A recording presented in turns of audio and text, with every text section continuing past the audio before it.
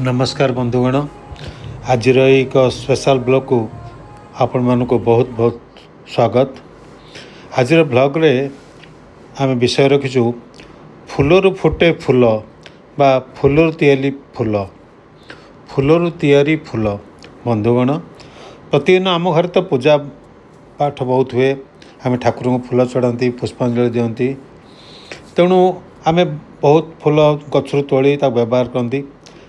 पुणी ता फूल ठाकुर पर बासी फूल तो लगे जो तापर दिन सकाळू बा से दिन रातिर पहड़ पड़ा बेलू आम से फूल सब काढ़ी आनती कहीं ठाकुर देहरे बासी फूल चढ़ा नहीं उचित नुहे किंतु आम कौन करती से बासी फूल काढ़ी इे सियाड़े पकई दिंती अलिया हुए यहाँ अलिया बोली भाविक आम पानी पकई दिंती ना कौ जगार पकई दिंती किंतु आज आपण को देखेबी केमिति पूजा फूल को।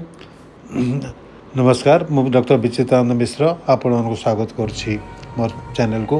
ये देखु ठाकुराणी पाद तले आम फूल देलु आउ फूल बासीला आम पूजारी पुणी संग्रह करचंती गोटे फूल डालारे आउ से फूल डाला को पुणी आम आउ गोटे फूल डालारे नेउचु ताको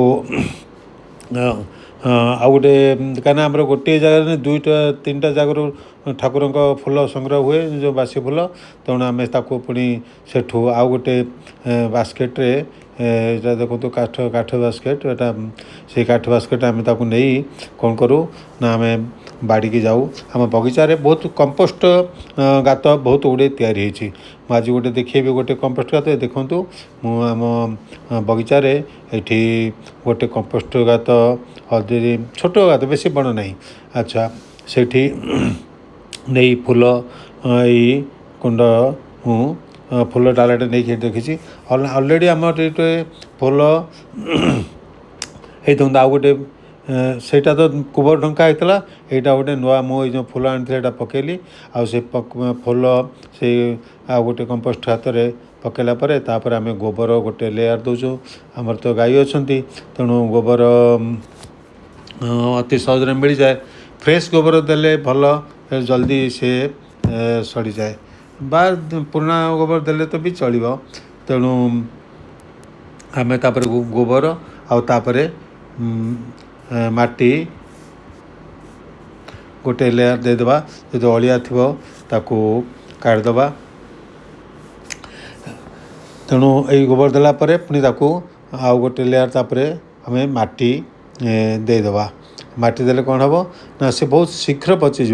अच्छा अन्य कंपोस्ट ये फूलर तैयारी करिया कंपोस्ट फरक कौन जानती ये फूलर कंपोस्ट प्राय 15 दिन आपड़ मु देखी खरा दिन में प्राय 15 दिन शीत दिन भी 20-25 दिन वर्षा दिन भी वर्षा हेल्ले आपटा बाहर असुविधा हो यहाँ वर्षा दिन करने आप गमलार करा पड़ो किंतु आम खरा दिन करते आम 15-20 दिन हो आउ यार उर्वरता अन्य कंपोस्ट अपेक्षा अनेक बेसी कहीं फूलरे गचर सारांश थाए आई सारांश आम यदि आम तैयारी करवा देखो आम जे वर्कर अच्छा सी गोटे आज मुझे खोली देखेबी जे गोटे पुराना कंपोस्ट जो फूलर तैयारी कंपोस्ट छोटिया गात छोट छोट गात करेंगे कहीं गोटे 15 दिन हो जाए तो तेणु 15 दिन गोटे कंपोस्ट देखो यहाँ 15 दिन आगुरी यही कंपोस्ट माने फूल दिया फूलर ना गंध ना फूलर चिन्ह वर्ण किसी ना ये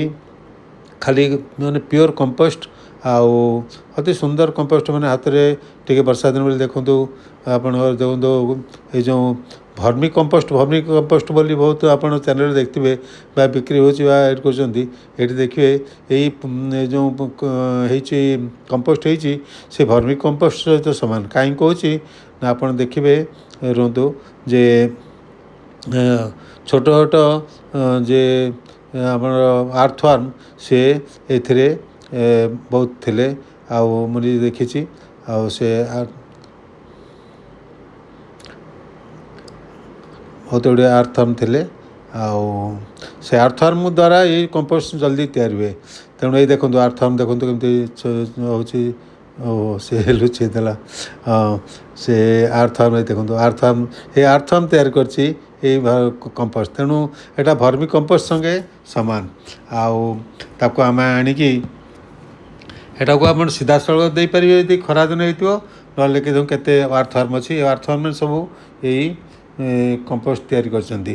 ତେଣୁ ଏଇ କମ୍ପୋଷ୍ଟକୁ ପୁଣି ଆଣିକି ଆପଣ ଟିକେ ଯଦି ଶୁଖିଲା ଥିବ, ଖରାଦିନେ ପ୍ରାୟ ଶୁଖିଲା ଥାଏ, ଆମେ ଡାଇରେକ୍ଟ ଦେଇପାରିବା, ବା ତାକୁ ଗୋଟେ ଦିନ ଦୁଇଟା ଦିନ ଆପଣ ତାକୁ ଖରାରେ ଟିକେ ଦେଇଦେବେ।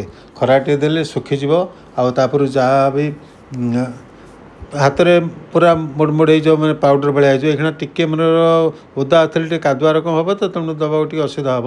ତେଣୁ ଆପଣ ଦେଖିବେ ୱାର୍ଥୱାର୍ମ କେତେ ଭର୍ତ୍ତି ହେଇଛନ୍ତି, ଆଉ ପୁରା ହାତରେ କୋରି ହେଇଯିବ। ମାନେ ଦେଖନ୍ତୁ କେତେ ସୁନ୍ଦର କମ୍ପୋଷ୍ଟ ଏଗୁଡ଼ା।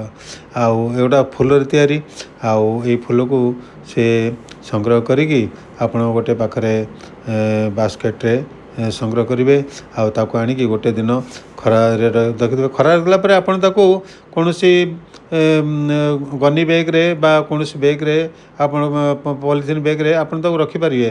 6 ମାସ ବର୍ଷେ ଦେଖନ୍ତୁ କି ସୁନ୍ଦର ଖତ, ଗୋଟେ ସୁନ୍ଦର ଖତ ନା, ଫୁଲରୁ ତିଆରି ହେଇଛି। ଏ ଫୁଲରୁ ତିଆରି ହେଇଛି, ତେଣୁ ଦେଖିଲେ କିଛି ଟିକେ ତାର ଫୁଲର ଚିହ୍ନ ବର୍ଣ୍ଣ ଅଛି, କିଛି ନାହିଁ। ଆଉ ଏ ବହୁତ ରିଚ୍, ବହୁତ ମାନେ ଉର୍ବରକ ଶକ୍ତି ୟାର ବହୁତ ବେଶୀ। ତାକୁ ଆମେ ଆଣି ଦେଖନ୍ତୁ ଏଇଟା ଦିଆହେଉଛି ଏଠି ଗମଲାରେ ଦିଆହେଉଛି। ବଡ଼ ବଡ଼ ଘରେ ପଟିଂ ପ୍ଲାଣ୍ଟରେ ଦେଇପାରିବେ, ଗ୍ରାଉଣ୍ଡ ପ୍ଲାଣ୍ଟରେ ଆପଣ ଦେଇପାରିବେ ବି। ଆମ ବଗିଚାରେ ଏଗୁଡ଼ା ସବୁ ତ ଆମ ଅଗଣାରେ ହେଇଛି, ଆମ ବଗିଚାରେ ପଟିଂ ପ୍ଲାଣ୍ଟରେ ଦେଖନ୍ତୁ କେତେ ସୁନ୍ଦର। ଏଗୁଡ଼ା ଶୁଖିଲା, ଏଗୁଡ଼ା ଫ୍ରେଶ୍ ଆଗରୁ କମ୍ପୋଷ୍ଟ ହେଇଛି, ସେଗୁଡ଼ା ଶୁଖି କେମିତି ହେଇ ଦେଖନ୍ତୁ ପୁରା ଧୂଳି ଭଳିଆ ହେଇଛି। ଆପଣ ପ୍ଲାଣ୍ଟରେ ଦେଲେ ସେମାନେ ବହୁତ ଖୁସିରେ, ମାନେ ଏଇଟା ମାନେ ତାଙ୍କୁ ପୁରା ମାନେ ଏତେ ସୁନ୍ଦର ଲାଗିବ ଗଛମାନଙ୍କୁ। ଆଉ ଏ ତ ଖରା ଦିନେ ବହୁତ ପ୍ରଚଣ୍ଡ ଖରା ହେଇଥିଲା, ତେଣୁ ଗମଲାରେ ପ୍ଲାଣ୍ଟ ଗୁଡ଼ାକ ଏତେ ତେଜିଆ ନେଇ ବର୍ତ୍ତମାନ ଏଗୁଡ଼ାକ ଦେଇଦେଲେ ବର୍ଷା ଦିନ ହେବ, ଆଉ ଗଛମାନେ ପୁରା ତେଜିଆ ନେଇ ଆସିବେ। ଆମେ ଆକ୍ଚୁଆଲି ଆମର ଶୀତ ଦିନରେ ଯେତେ ଲଗା ହେଇଥିଲା ପ୍ଲାଣ୍ଟ, ଶୀତ ଦିନରେ ଯେଉଁ ୱିଣ୍ଟର ଫ୍ଲାୱାର୍ସ ଆମର ହେଇଥିଲା, ଆପଣ ଦେଖିବେ ଏଇ କମ୍ପୋଷ୍ଟ ଦିଆ ହେଇକି ତାର କି ସୁନ୍ଦର, ମାନେ ଗଛ ଗୁଡ଼ାକ ଦେଖନ୍ତୁ ଚକଚକ କରୁଛି। ଓହୋ କି ସୁନ୍ଦର ଗଛ, ପୁରା ପୁରା ତାଜା ତାଜା ଲାଗୁଛି। ଆଉ ସବୁ ପ୍ଲାଣ୍ଟରେ ଆମେ ଦେଉଛୁ। ଆମର ପ୍ରତିଦିନ ଅନେକ ପୂଜା ହୁଏ, ଗାଁ ସାରା ଫୁଲ ଆସେ ଆମ ଠାକୁରଙ୍କୁ ଆଣିବା ପୂଜା ହେବା ପାଇଁ।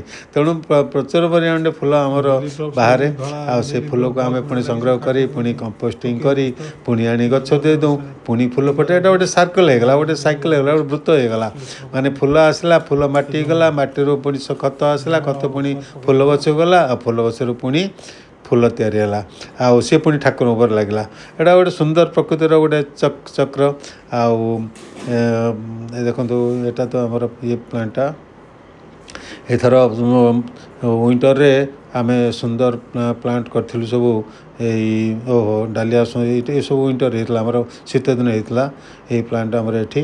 ଆଉ ବନ୍ଧୁମାନେ, ଆପଣମାନେ ଭିଡ଼ିଓଟି କେମିତି ଲାଗିଲା କମେଣ୍ଟ କରି କହିବେ। ଭଲ ଲାଗିଥିଲେ ଲାଇକ୍ କରିବେ, ସେୟାର କରିବେ, ଆଉ ମୋ ୟୁଟ୍ୟୁବ୍ ଚ୍ୟାନେଲକୁ ସବସ୍କ୍ରାଇବ୍ କରିବେ। ଆଜି ପାଇଁ ରହୁଛି।